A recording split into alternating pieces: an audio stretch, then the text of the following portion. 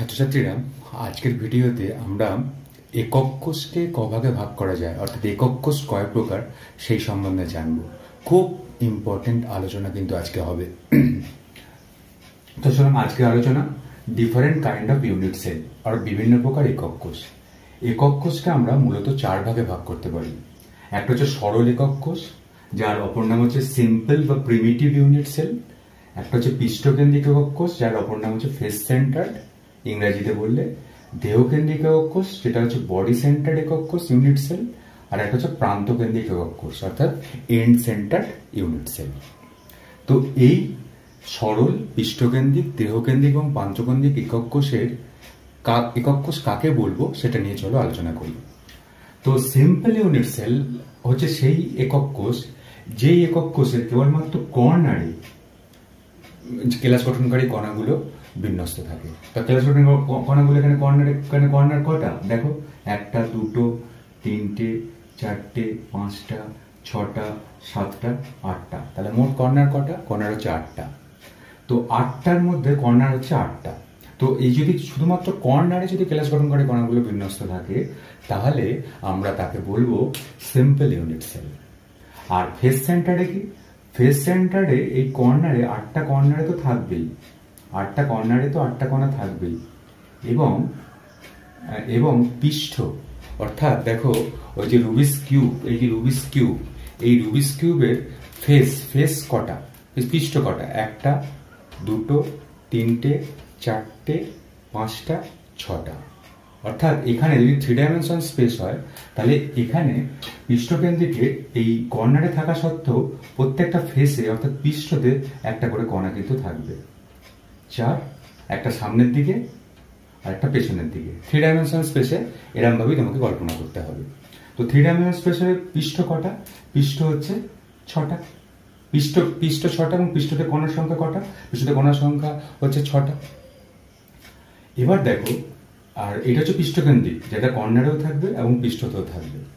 আর একটা body centre. Body সেন্টারে কি থাকবে? বডি সেন্টারে সিম্পল যে একক ইউনিট সেল, তার গঠনটা সবেতেই থাকবে। অর্থাৎ কর্নারে যে কণা, সেই কর্নারে কিন্তু কণাগুলো থাকবে। এখানে কর্নার কটা? কর্নার হচ্ছে 8টা। আর বডি সেন্টারে বডি মানে দেহ মানে ওই ভরকেন্দ্রতে আরেকটি কণাও কিন্তু সেখানে থাকবে। অর্থাৎ এইখানে যে একটা ভরকেন্দ্র যদি হয়, সেই ভরকেন্দ্র আমরা বড় করে দেখাচ্ছি, ভরকেন্দ্রটাতে আরেকটি কণাও সেখানে থাকবে। অর্থাৎ বডি সেন্টারেও এখানে কিন্তু বডিতে কিন্তু আরেকটি কণা সেখানে থাকবে। আর এন্ড সেন্টার মানে কি? এন্ড সেন্টারে সেই সরল একক কোষ তো থাকছে। সরল একক কোষ মানে 8টা কৌণিক বিন্দুতে কর্নার হচ্ছে এখানে 8।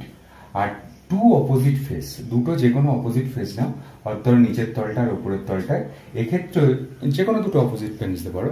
এই অপোজিট ফেসে যদি দুটো কণা থাকে, তাহলে আমরা তাকে বলবো এন্ড সেন্টার বা প্রান্তকেন্দ্রিক একক কোষ। অর্থাৎ 2 অপোজিট সাইডে এখানে আমরা কিন্তু দুটো কণা কিন্তু পাচ্ছি। এবার দেখো একটা আলোচনা করি যে এইখানে এই কর্নারে, আমি একটা কর্নারের কথা বলছি, এই কর্নারে যে কণাটা আছে, সেই কণাটার এই একক কোষে অবদানটা কত? এই একক কোষে অবদান, এই কণাটা তো বিন্দু মানে যেটাতে আমি সেন্টার পয়েন্টটা ধরেছি।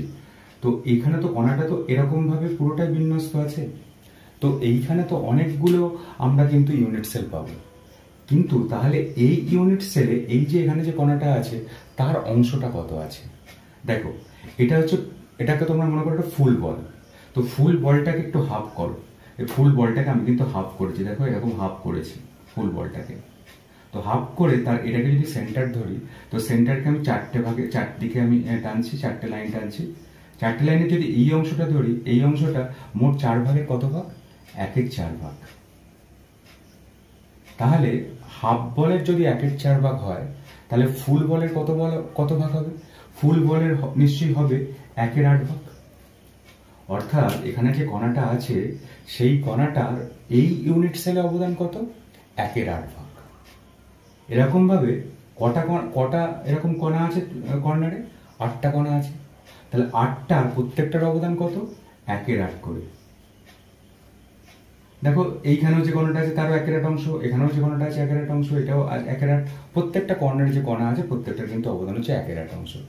তাহলে মোট যদি আমি ক্যালকুলেশন করি মোট কটা কণা থাকবে সিম্পল ইউনিট সেলে, সেটা হচ্ছে 1।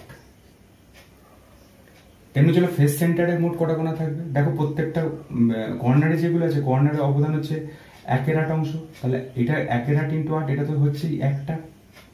আর পৃষ্ঠ যে ছটা যে কণা আছে সেই কণাটা ধরো এই পৃষ্ঠটা এই কণাটা আছে, তো এই কণাটার এই যে ইউনিট সেলে এইটাতে কত অংশ অবদান আছে, হাফ অংশ।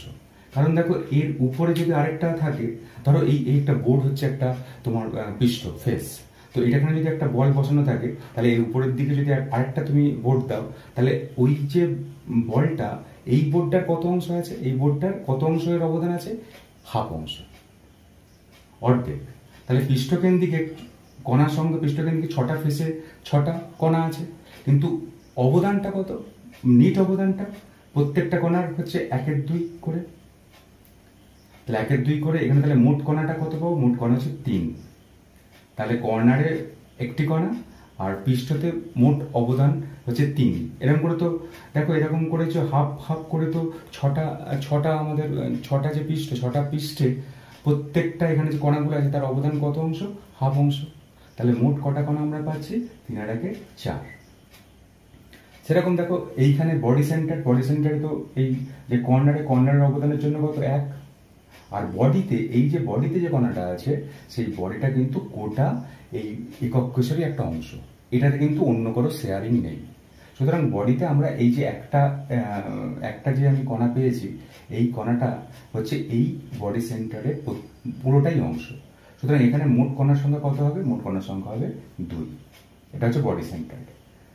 আর এন্ড সেন্টারে কণার সংখ্যা কত হবে, এন্ড সেন্টারে কর্নার হচ্ছে 8, তাহলে এটার অবদান কত, 1/8, তাহলে আমি পাচ্ছি 1।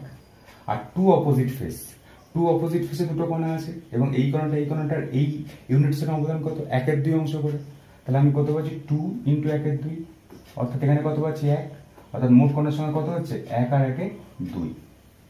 ঠিক এই এন্ড সেন্টারটা ঠিক ফেস সেন্টারের মতো ব্যবহার করে, এখানে দুটো, এখানে 6টা। তাহলে দেখো এইটা কিন্তু আমাদের খুব ইম্পর্টেন্ট, এমসিকিউতে প্রশ্ন আসে যে সিম্পল ইউনিট সেলে মোট কণার সংখ্যা কত, উত্তর হবে 1। ফেস সেন্টার অর্থাৎ পৃষ্ঠকেন্দ্রিকে মোট কণার সংখ্যা কত, মোট কণার সংখ্যা হচ্ছে 4। বডি সেন্টারে মোট কণার সংখ্যা কত, বডি সেন্টারে মোট কণার সংখ্যা হচ্ছে 2। আর এন্ড সেন্টারে মোট কণার সংখ্যা কত, এন্ড সেন্টারে মোট কণার সংখ্যা হচ্ছে 2। তো এইটা আমাদের ভালো করে মনে রাখতে হবে, এবং তোমরা যখনই এই ইউনিট সেল পড়বে তখন কিন্তু এই ক্রমানুযায়ী পড়বে, অর্থাৎ এখানে সরল, পৃষ্ঠ, তারপর দেহ, তারপর প্রান্ত, কারণ না হলে কিন্তু একটু গন্ডগোল হয়ে যেতে পারে। আমি এটার জন্য কোড করেছিলাম সুপিডি, সরল ফর সু পি ডি। যখনই কোনো ইউনিট সেল আসবে তখন কিন্তু সরল, পৃষ্ঠ, দেহ আর প্রান্তকেন্দ্রিক আমাদের সিলেবাসে নেই, প্রান্তকেন্দ্রিক নিয়ে তেমন কিছু আলোচনা নেই, কিন্তু আমাদের সরল, পৃষ্ঠ, দেহ এরমভাবেই তোমাদের কিন্তু পড়তে হবে। আজকে এই পর্যন্তই, এরপরে আমি আরও নতুন ভিডিও নিয়ে আসছি। ধন্যবাদ।